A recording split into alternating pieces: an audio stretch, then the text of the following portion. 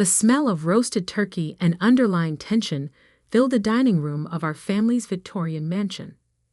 Snow fell softly outside the tall windows, adding a deceptively peaceful backdrop to what I knew would be anything but a peaceful Christmas dinner. I'm Alexander Bennett, though my family insists on calling me Alex. Their way of diminishing everything about me, right down to my name.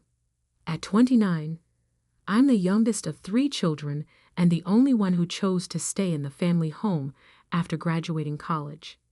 Not out of necessity, but strategy. A fact my brother Timothy was about to learn the hard way. The antique grandfather clock struck 6 as our housekeeper Maria brought in the last of the side dishes.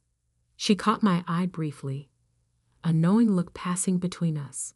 She'd been here 30 years, long enough to see every family drama unfold, including what was about to happen tonight. Alex, my mother Margaret called from her end of the table, do try to sit up straight. The Hendersons are joining us later for dessert. Her voice carried that familiar note of perpetual disappointment, as if my very posture was letting down the entire Bennett legacy. I adjusted my position slightly, smoothing the napkin across my lap. The Hendersons, of course. Mother's attempt to set me up with their son Bradley. Another suitable match I was supposedly lucky to attract, despite my peculiarities, as she called my career choices. Timothy sat across from me, his wife Diane beside him, both dressed like they'd stepped out of a luxury magazine spread. He'd taken over father's investment firm 3 years ago, a position he'd neither earned nor deserved. But in our family, being the firstborn son trumped little things like competence or ethics. My sister Catherine sat near the end, tapping away at her phone despite mother's repeated glares. She'd blown through 2 trust funds and 3 marriages, yet somehow remained the sensible daughter because at least she tried to settle down. Before we begin, Father announced from the head of the table, I think it's time we address the elephant in the room. He set down his wine glass with practiced precision. The future of this house. Ah, here it came. I'd been waiting for this moment for exactly 3 years, 2 months, and 15 days. As you know, he continued, this property has been in the Bennett family for 4 generations. With the recent changes in the market, certain decisions need to be made. What he meant was that his investment firm, now Timothy's investment firm, had lost several major clients. The kind of losses that made people whisper at country club gatherings. The kind that forced selling of assets. Timothy leaned forward, unable to contain his smirk. What Father's trying to say, Alex, is that it's time for you to find your own place. We're selling the house. I took a small sip of water, letting the moment stretch. Is that so? Don't act surprised, Catherine chimed in, finally looking up from her phone. You can't have expected to live here forever. Some of us have actual families to think about. By actual families, she meant her latest fiancé and his 3 children from 2 previous marriages. The fiancé who, unknown to her, had already blown through most of her remaining trust fund on a failed yacht charter business in Miami.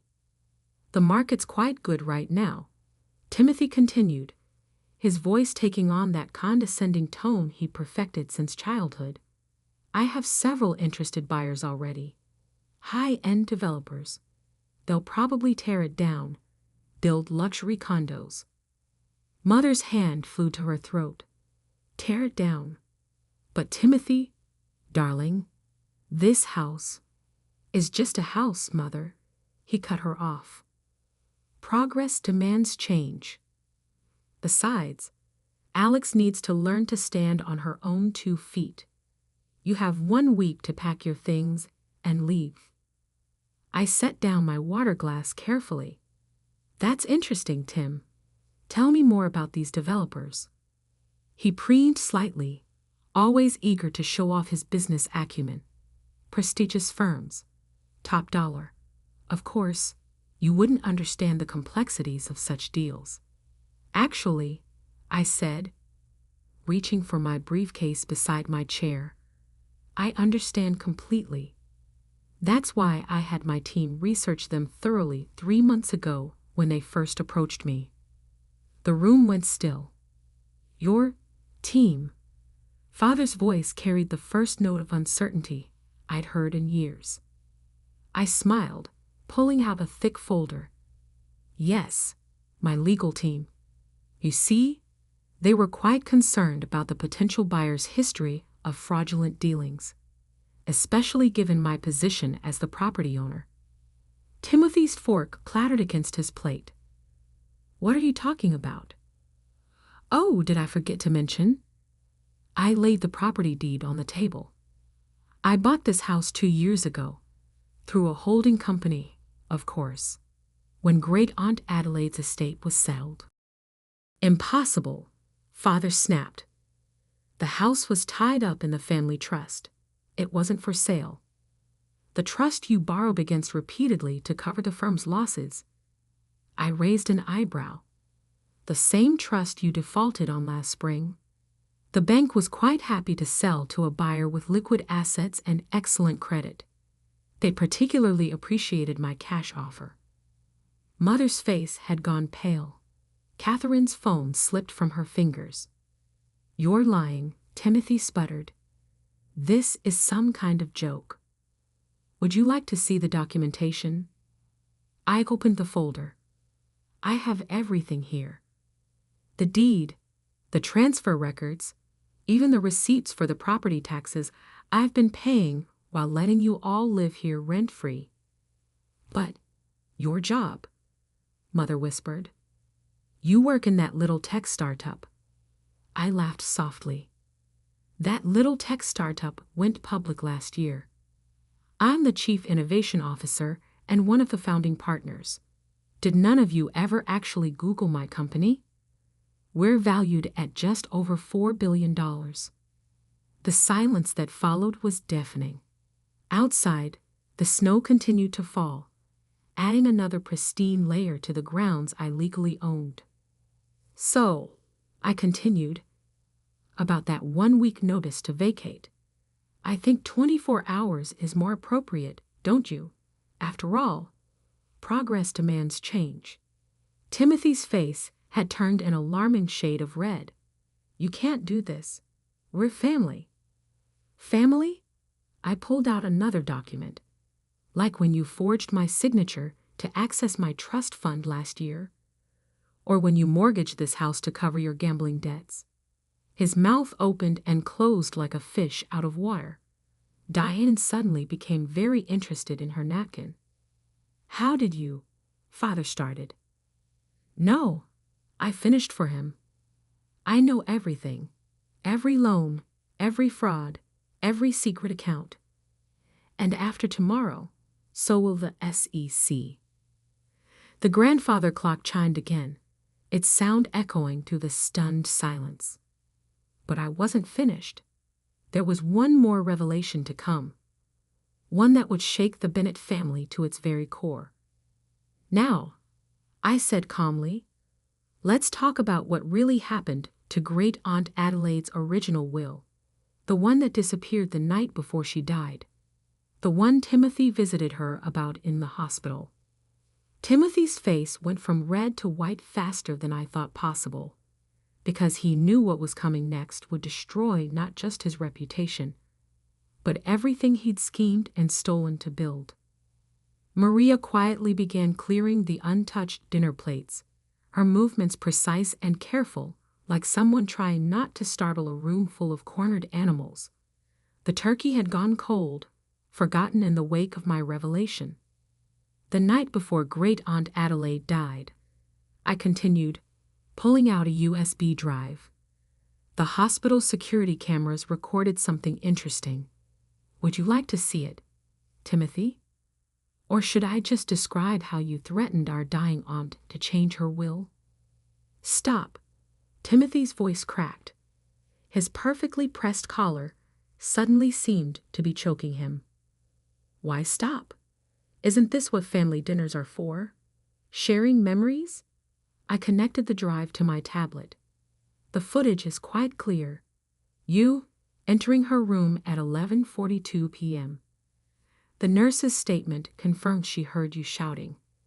Something about deserving the inheritance more than your worthless sisters. Mother's hand trembled as she reached for her wine glass. Timothy, what is she talking about? Nothing, he snapped. She's making this up. Really? I turned the tablet screen toward them, because the video shows you leaving with documents at 12:37 a.m., and exactly 6 hours later, Aunt Adelaide was dead. The original will, mysteriously missing. The new one, hastily signed under suspicious circumstances, left everything to you. Catherine had gone very still. The inheritance, the money you loaned me for my divorce settlement, was stolen. I finished for her. All of it. From the estate, from my trust fund, from this house's equity. Timothy's been running a pyramid scheme for years, using family assets to cover his trading losses. Diane suddenly stood, her chair scraping against the hardwood floor. I need some air. Sit down, I said firmly. You helped him forge the documents. The SEC has your signatures too. She sank back down, color draining from her face. You've been investigating us. Father's voice carried more bewilderment than anger. Your own family? No, Father. I've been protecting myself. Ever since I found the original will in Timothy's office safe 3 years ago. Timothy's head snapped up. You broke into my office? Actually, your secretary let me in. Remember Linda? The one you fired for incompetence when she threatened to expose your affair with the investor's liaison? I smiled slightly. She's been working for my tech company ever since, keeping excellent records. The sound of Mother's wine glass shattering against the floor made everyone jump. Maria moved to clean it up, but I raised my hand, stopping her.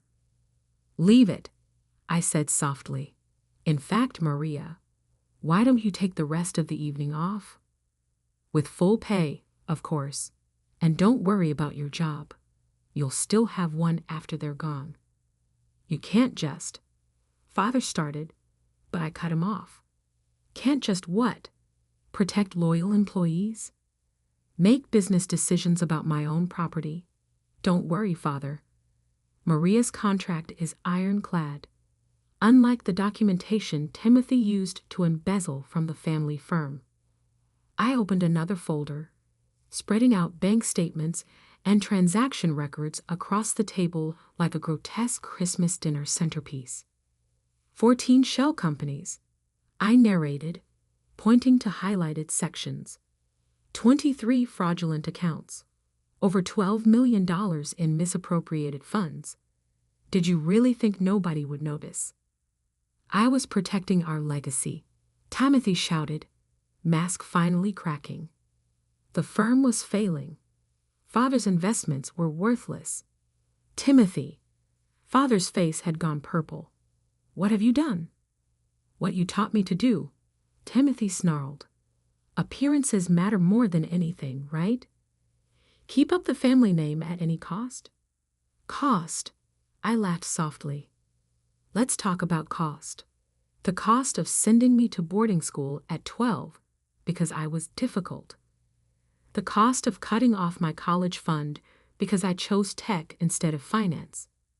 The cost of believing Timothy's lies about my mental instability when I tried to warn you about his schemes. I stood, walking to the window. Outside, the snow had begun falling harder, nature's curtain drawing across the estate I now controlled.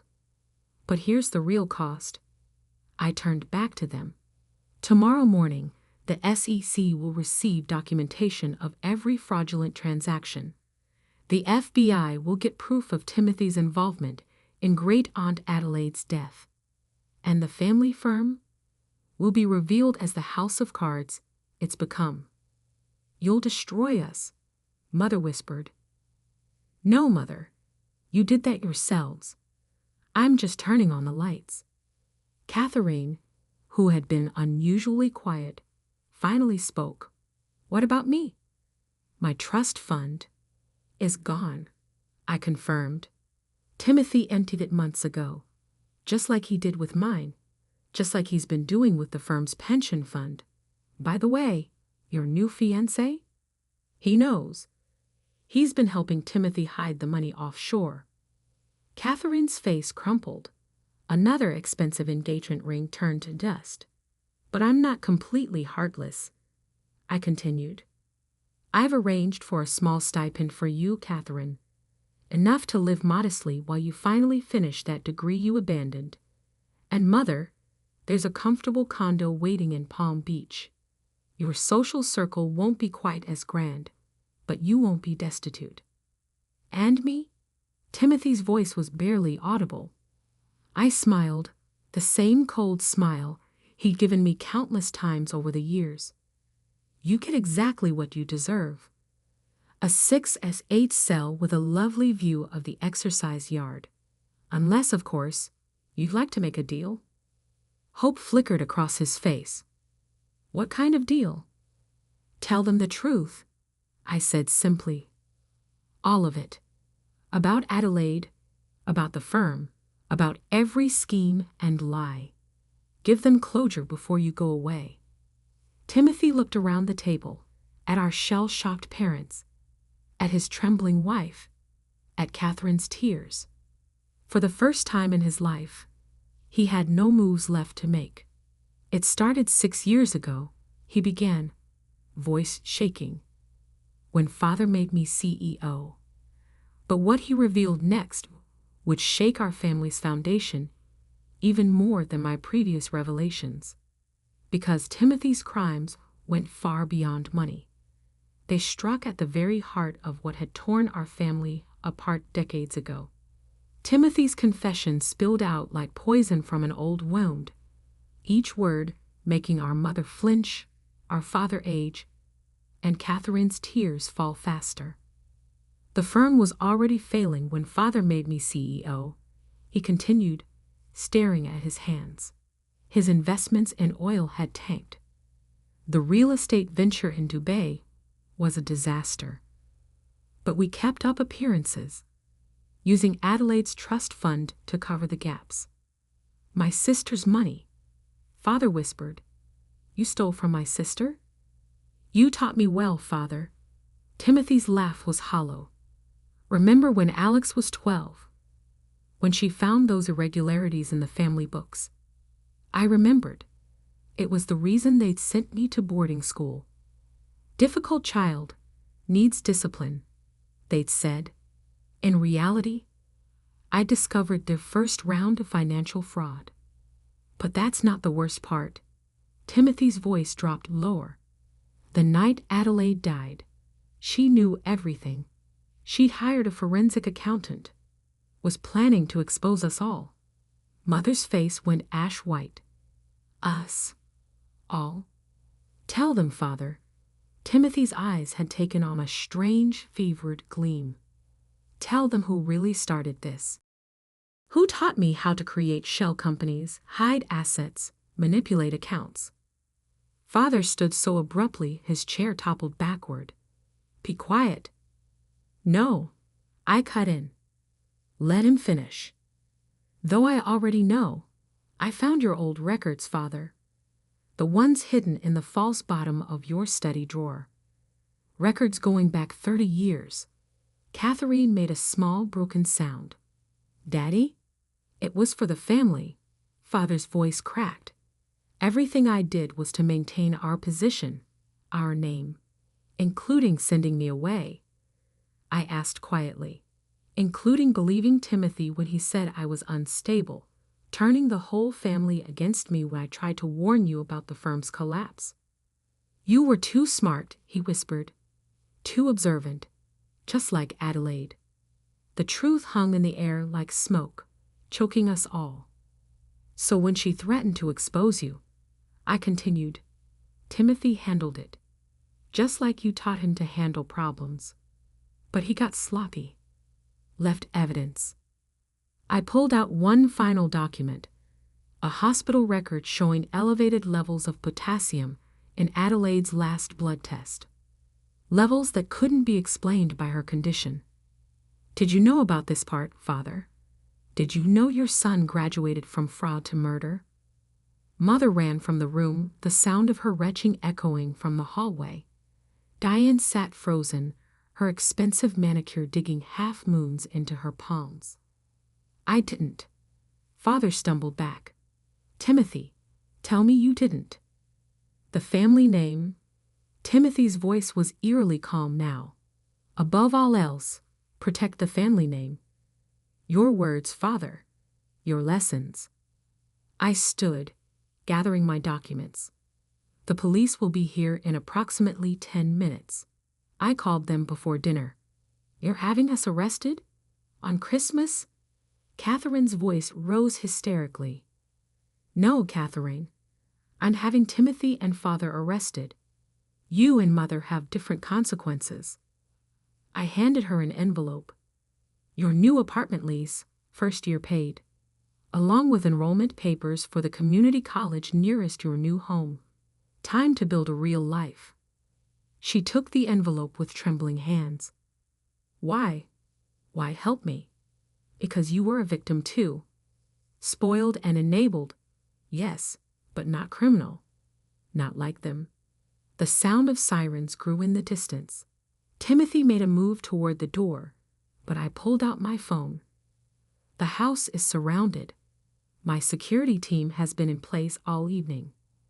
Security team? Diane finally spoke. Did you really think I'd confront financial fraudsters and a murderer without protection? I smiled slightly. I learned something from this family after all. Always have a backup plan. The front door opened and heavy footsteps filled the hallway. 2 police detectives entered the dining room, followed by FBI agents. Mr. Bennett, Mr. Timothy Bennett, the lead detective announced. You're under arrest for financial fraud, embezzlement, and in your case, Timothy, the suspected murder of Adelaide Bennett.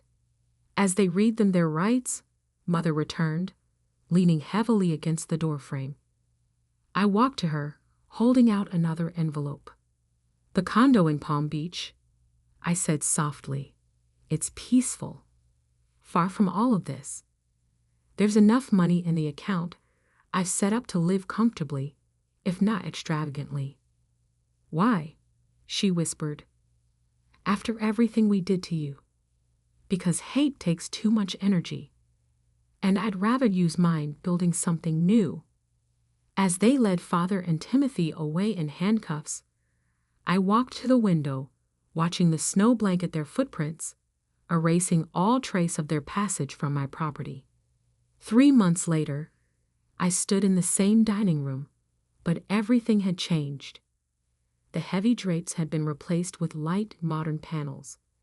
The oppressive oil paintings of stern Bennett ancestors had given way to local artists' work. The room was filled with light, air, and the sound of children's laughter. I'd converted the mansion into a technology education center for underprivileged youth. The same rooms that had once hosted cold family dinners now held coding classes, robotics workshops, and entrepreneurship seminars. Maria still ran the household, but now as the center's operations manager, with full benefits and a salary that reflected her true worth. Catherine had finished her first semester of community college with straight A's. She was studying social work, determined to help other families avoid our mistakes. Mother was finding peace in Palm Beach, volunteering at a local library, and, surprisingly, showing talent as a children's storyteller. Timothy and Father were serving their sentences, 20 years for Timothy, 12 for Father. Diane had filed for divorce and turned state's evidence, receiving probation in exchange for her cooperation. The family firm had been dissolved, its legitimate assets used to repay the victims of their fraud. The Bennett name no longer carried weight in financial circles, but I was building a new legacy, one based on innovation, education, and genuine value. I sat in my office, once father's study, reading the latest update from the Education Center's program director. Enrollment had doubled. Our first class of coding students was already receiving job offers. My phone buzzed. A text from Catherine. Got my midterm results. All is again. Thank you for the second chance. I smiled, looking out at the grounds where children now played in the snow, their laughter replacing the echoes of old arguments and older lies. On my desk sat a small photo of Great Aunt Adelaide, her eyes twinkling with the same love of truth and justice that had eventually cost her life, but had also, finally, brought change. The house is still in the family, I told her picture quietly. Just a different kind of family now, a better one. Outside, the snow began to fall again, but this time it felt like renewal rather than burial. Sometimes I'd learned the best revenge isn't destroying what others built. It's building something better in its place. As evening fell, I walked the halls of what was now the Bennett Technology Education Center, listening to the happy chatter of the last students leaving for the day. In the dining room, a group of teenage girls was finishing a coding project, their laptops occupying the same space where that fateful Christmas dinner had shattered my family's illusions. One of them looked up. "Ms. Bennett, can you help us with this algorithm?" I sat down at the table, right where I'd sat 3 months ago, but this time surrounded by hope rather than hostility. "Of course," I said, smiling. "Let's build something amazing. Because that's what real power is. Not the ability to destroy, but the strength to create something new from the ashes of what was lost." And in that, I had finally found my true inheritance. Before heading to the board meeting, I made one crucial stop.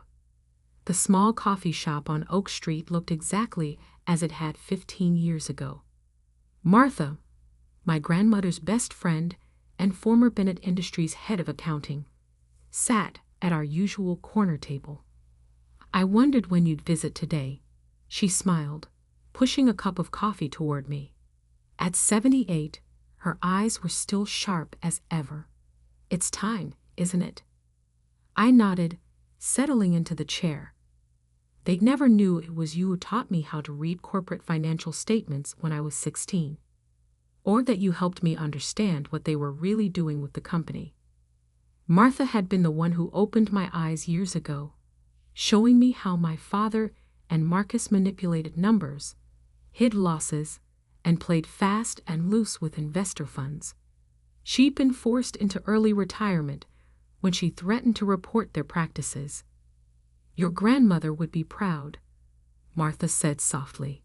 "She always said you were the one who truly understood the value of things." I touched the emerald pendant at my neck, my grandmother's last gift before she passed. They're about to learn exactly how much I understood. At precisely 1:55 p.m., I walked into Bennett Industries' main conference room. The tension was palpable. Board members sat rigid in their chairs, papers spread before them. My father stood at the head of the table, trying to project confidence. Marcus slouched in a corner, his usual smirk replaced by barely concealed panic. Mom sat near the door, her designer outfit slightly less perfect than usual. She probably spent the morning discovering just how many of her social connections depended on my anonymous donations. "Let's begin," I said clearly, taking a seat directly opposite my father. "This meeting was called," Dad started, but I cut him off. "This meeting was called because I triggered the shareholder rights clause requiring disclosure of significant ownership changes." I opened my laptop. Shall we look at the numbers?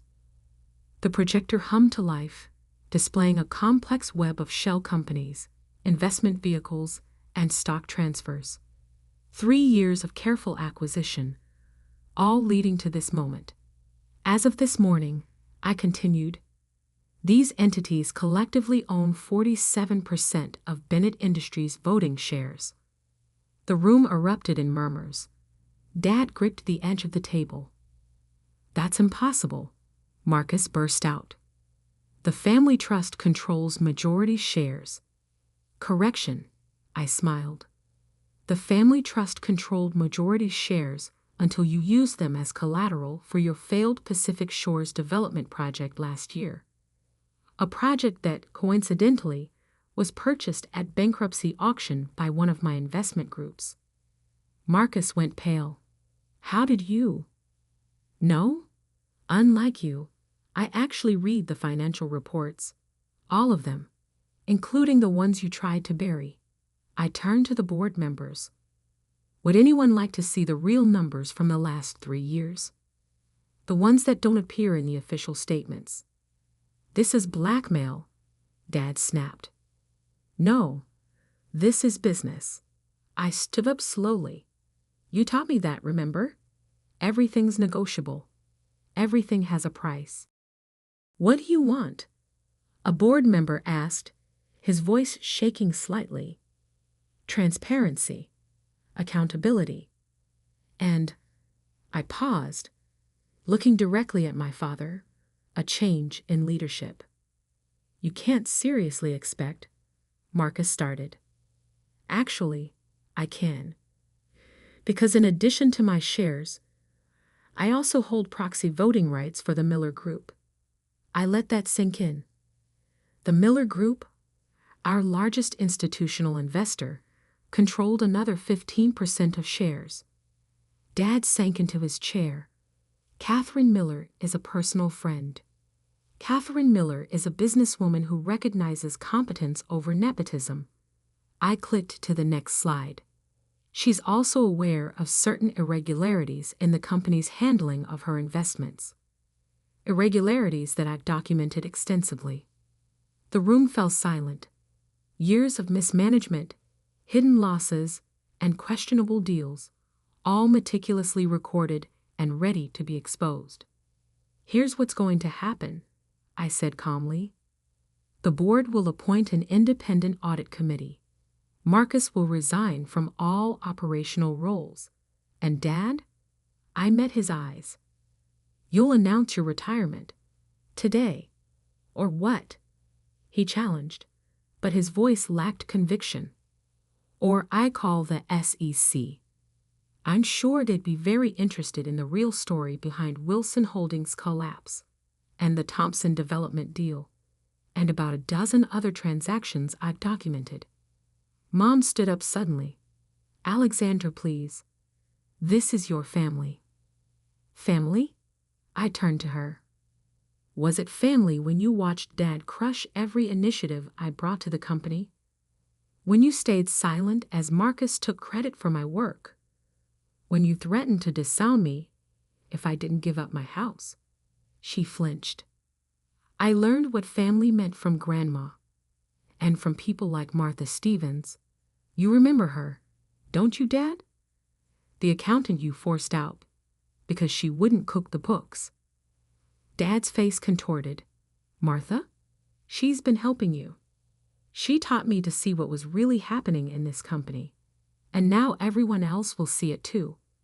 I distributed folders to each board member. These contain my formal proposal for restructuring Bennett Industries. You'll find it addresses the company's actual financial position, not the one shown in public statements. The next 2 hours were a blur of legal discussions, votes, and resolutions. By the end, the transformation was complete. Dad announced his retirement for health reasons.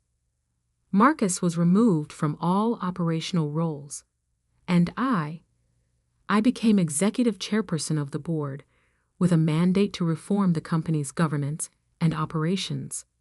As the board members filed out, Dad remained seated, staring at the papers in front of him.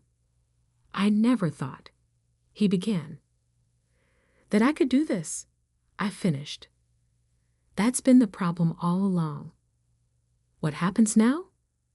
Marcus asked, his arrogance finally shattered.